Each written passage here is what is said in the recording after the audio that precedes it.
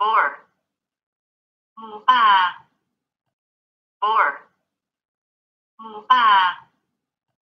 boar หมูป่า Good afternoon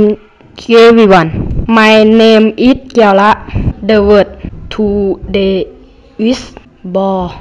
แปลว่าหมูป่าภาษาไทยหมูป่าภาษาปอทอ boar spell as b o a r บอแปลว่าหมูป่าภาษาไทยหมูป่าภาษาปอทอ absent present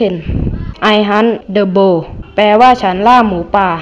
I hunt the boar แปลว่าฉันล่าหมูป่า I hunt the boar แปลว่าฉันล่าหมูป่านี่นายเห็นหมูป่านั้นไหมเห็นน่ากินจังเลยเราไปตีมันดีไหมฉันก็ว่าอย่างนั้นเลย